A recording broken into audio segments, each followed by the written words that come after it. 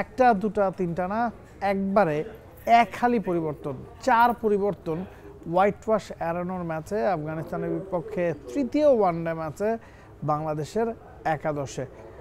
Top order একটা পরিবর্তন, middle order একটা পরিবর্তন এবং পেস লাইন আপেও পরিবর্তন।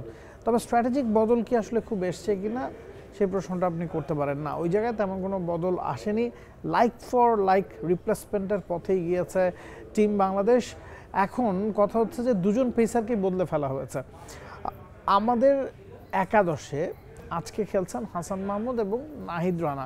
আপনি যদি র্যাঙ্ক করেন যে বাংলাদেশের যে 5 জন পেসার এই সিরিজটাতে স্কোয়াডে আছেন তাদের মধ্যে সেরা 3কে মুস্তাফিজ, তাসকিন, তানজিম সাকিবকে হয়তো আপনি এগিয়ে রাখবেন।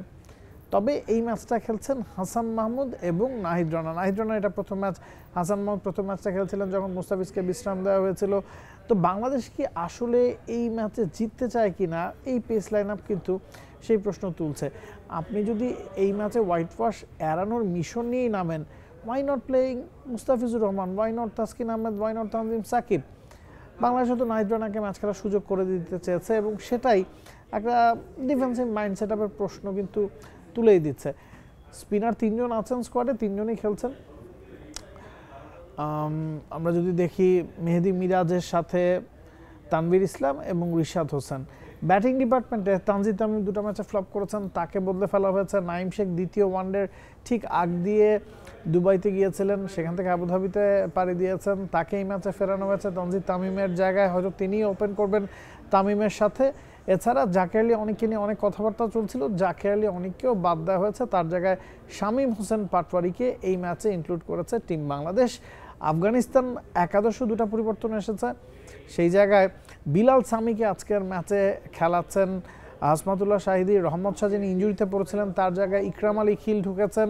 তো আফগানিস্তান তাদের সেট স্ট্র্যাটেজি, সেট প্ল্যাটফর্ম ওই অনুযায়ী খেলছে। টস জিতে তারা ব্যাটিংয়ের সিদ্ধান্ত বেছে নিয়েছে এবং যেহেতু সেকেন্ড ওয়ানডে যেই পিচে হচ্ছে সেই পিচেই থার্ড ওয়ানডেটা, তো পিচটা কিন্তু নিশ্চিতভাবেই যত সময় যাবে স্লো হয়ে আসবে। বাংলাদেশ আবুধাবিতে আফগানিস্তানকে 191 রানে আটকে রেখেও কিন্তু 90 রানের বড় ব্যবধানে ম্যাচটা হেরেছে।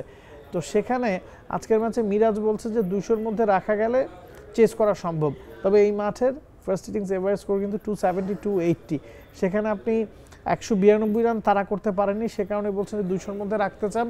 তবে মনে হচ্ছে যে 240-50 আফগানিস্তান করে ফেলে বাংলাদেশের জন্য কাজটা কঠিন হবে। এবং বাংলাদেশের ব্যাটিং অর্ডারের যে অবস্থা, আত্মবিশ্বাস যেই জায়গায় আছে, মোটামুটি বড় একটা রান করলে বা পাস স্কোর করলেও বাংলাদেশ এটা করতে পারবে কিনা সেই সন্দেহ কিন্তু থেকেই যাচ্ছে। Nabil কাসার, T Sports. For more updates, subscribe to our YouTube channel and click on the bell icon. Follow us on Facebook and Instagram. Download T Sports app to enjoy exciting games and highlights. Visit tsports.com.